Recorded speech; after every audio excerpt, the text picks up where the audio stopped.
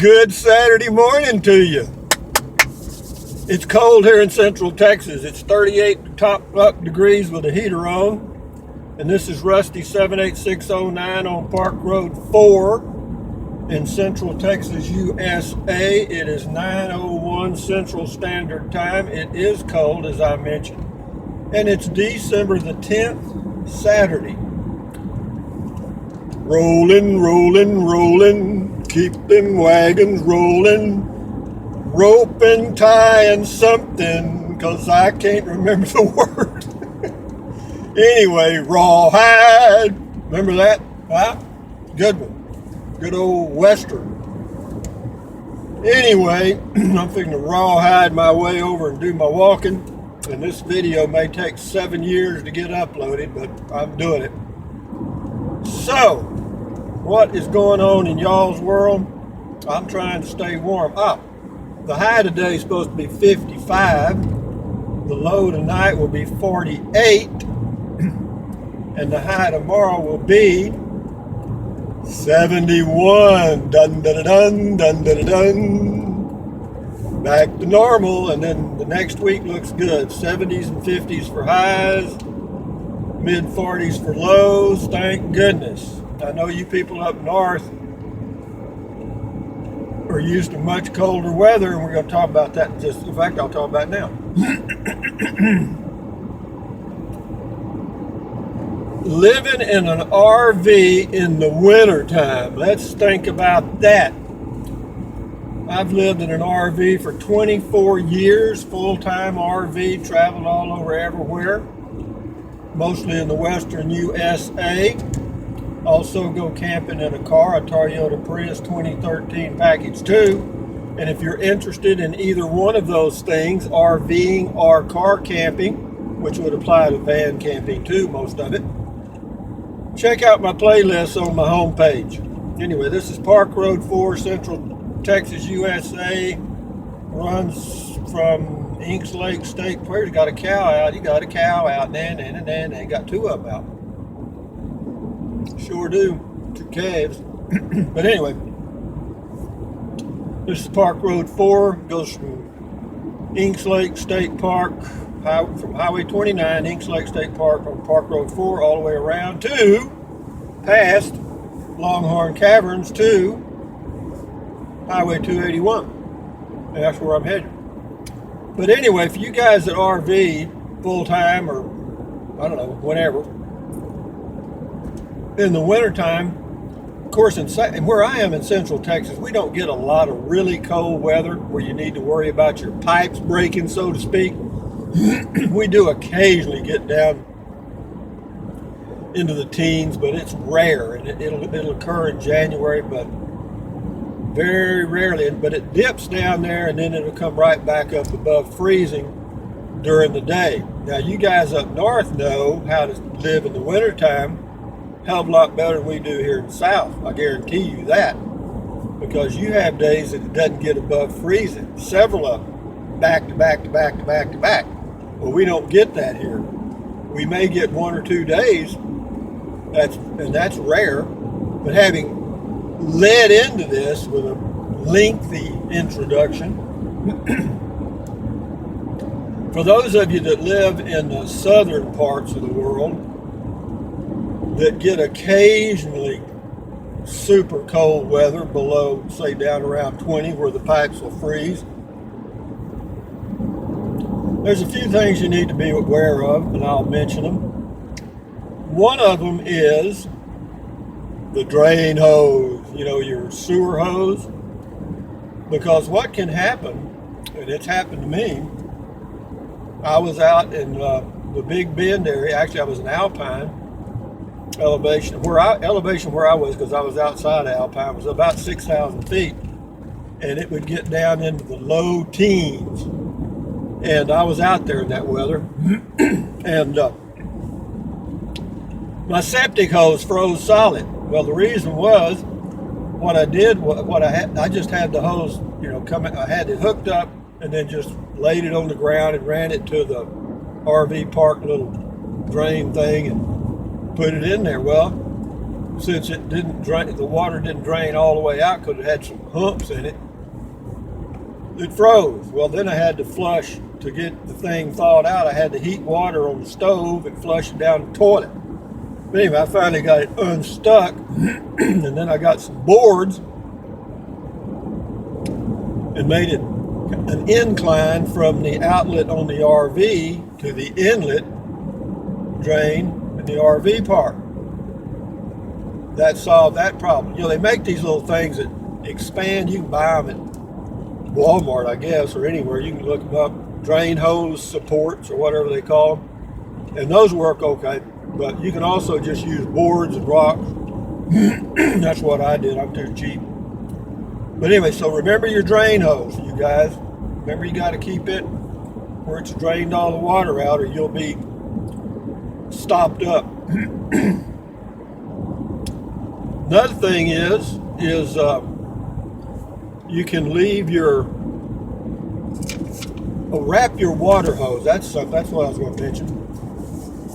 In Texas, we don't have much of a problem, so you can just go to Lowe's and Home Depot and get some of that hose wrap. It's just a black stuff. It's really easy to put on, and a couple of wraps of duct tape, and you got that hose wrapped up good enough, and then cover your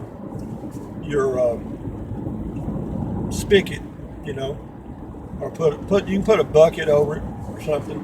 If you just want to do something temporary, you can use newspaper and duct tape, but if it rains, you got a big mess.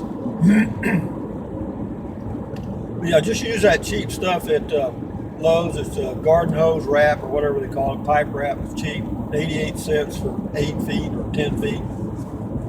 And do that on your water hose, and that'll do in Texas. Now, out in the colder climates, because I was outside of Atlanta, Georgia one time, and I was there for a few weeks, and it was in the winter, naturally, snow, sleet, and all the shit that comes with it out there.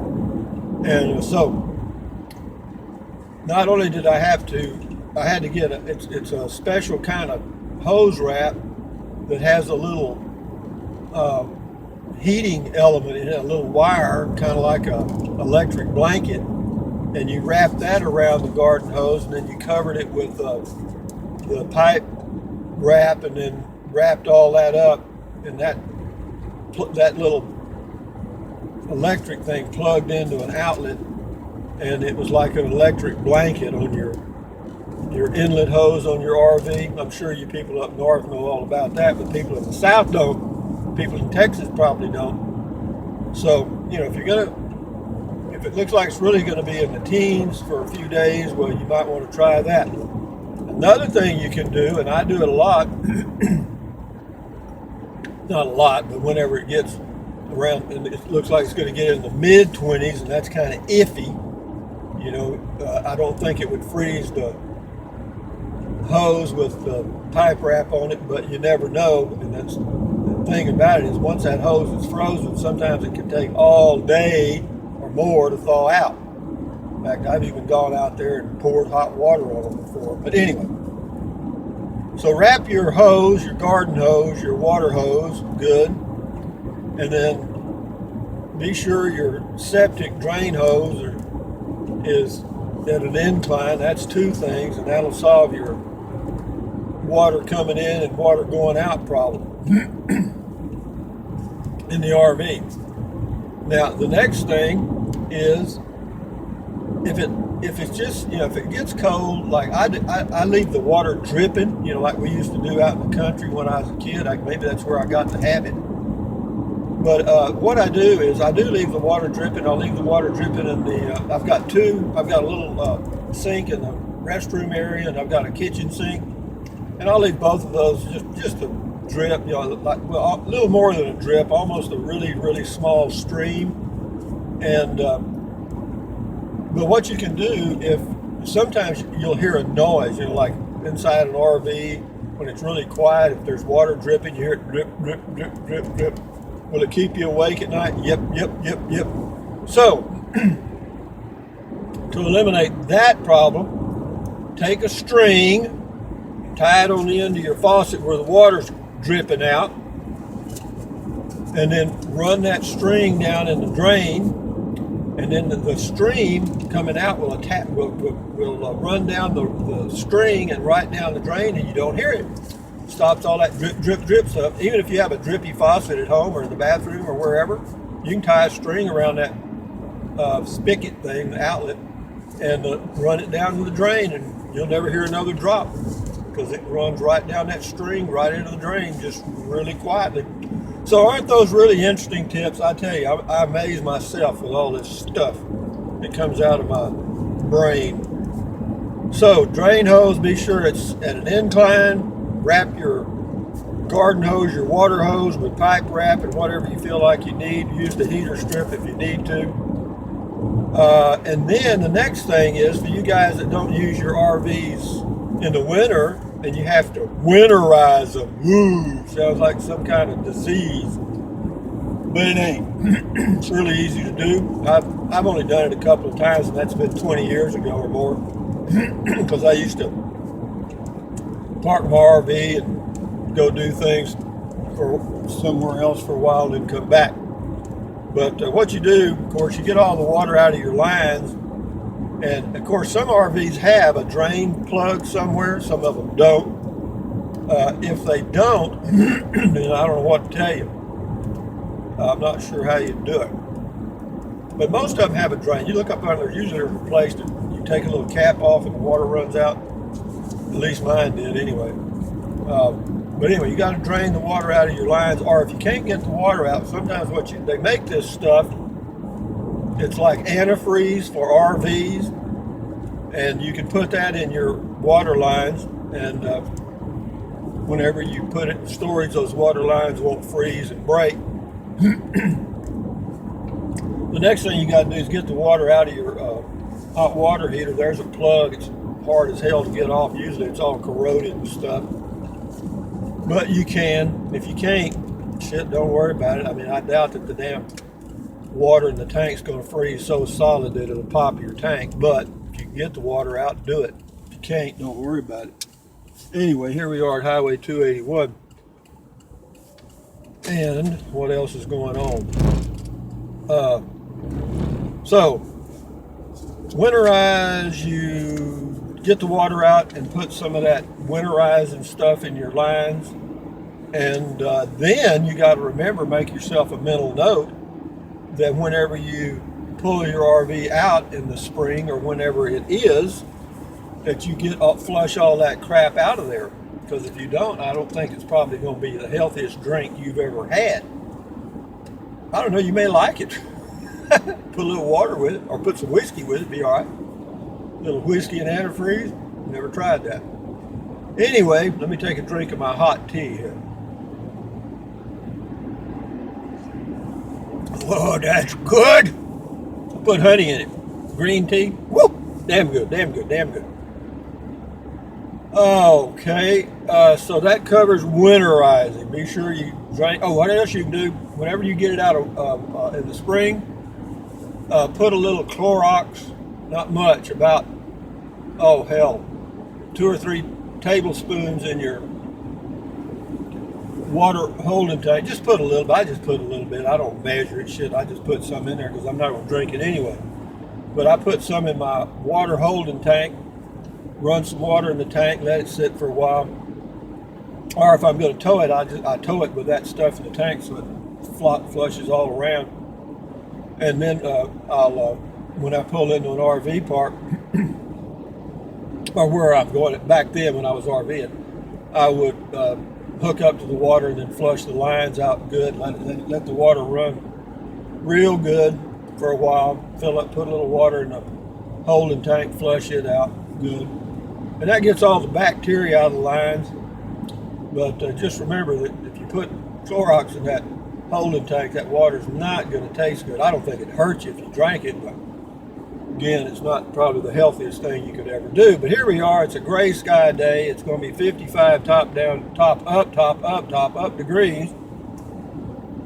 And right now it's not. It's 40 degrees. But it's warm. It's going to warm up in the next couple of days. So that covers the winterizing and taking care of your RV in the wintertime.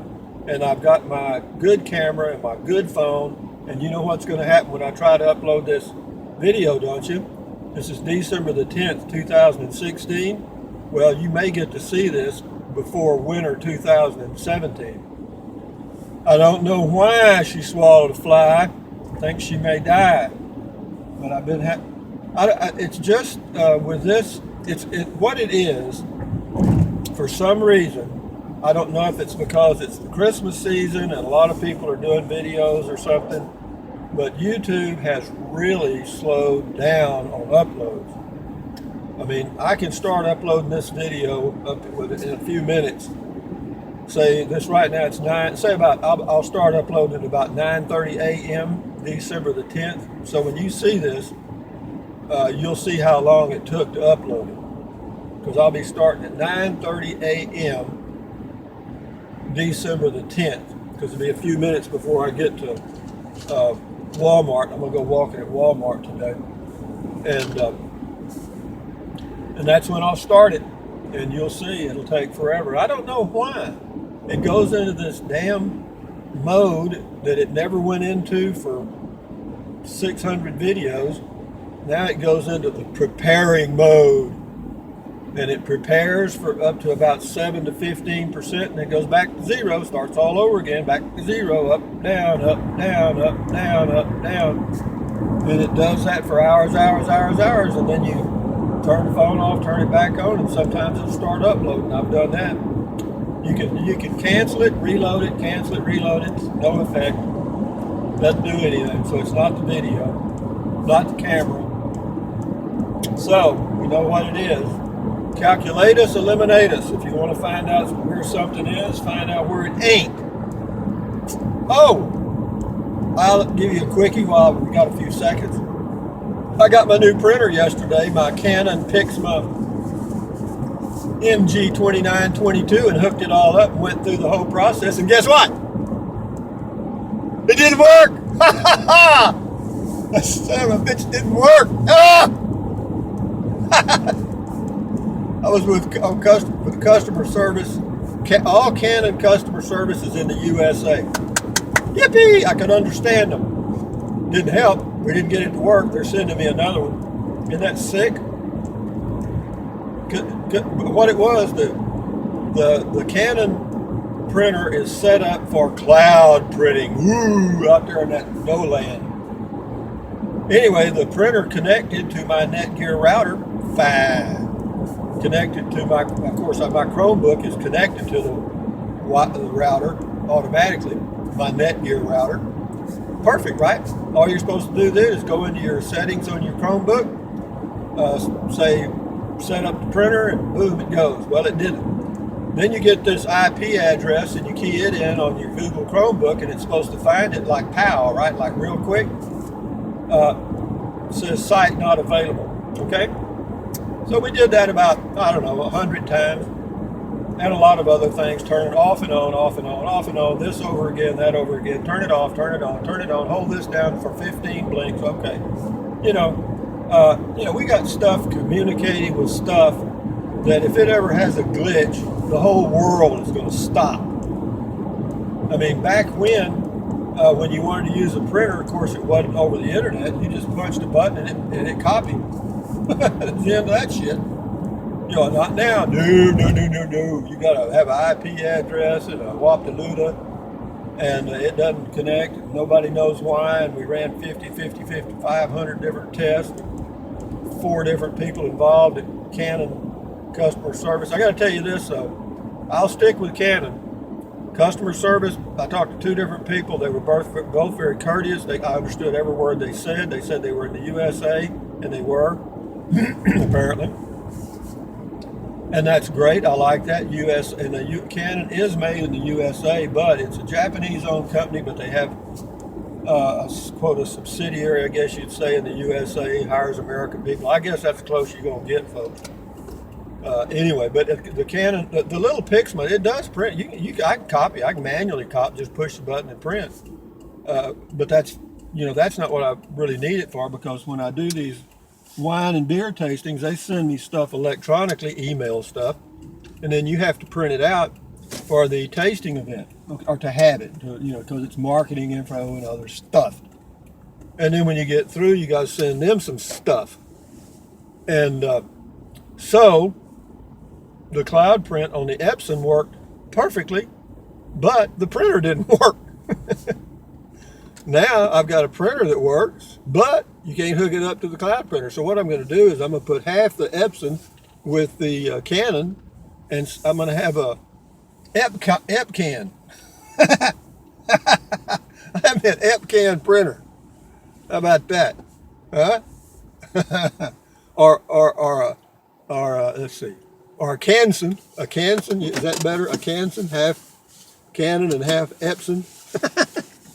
Anyway, guys, here I am at Wally World. I'm going to start uploading this video. Again, it's December the 10th. Right now it's 9:22, but it'll take me a couple of minutes to get it going. And y'all will probably see this who knows when, huh? But anyway, thumbs up. Carpe diem, adios. Bye-bye. Buy USA made when you can. Drink plenty of water. Take deep breaths. Stretch. Walk for exercise. Do all those good things. Keep your health. Stay warm, all you guys up north. Whoa! Jeez! God almighty. Anyway, bye-bye, guys. Enjoy your Saturday. Christmas is coming. The lights are on the tree.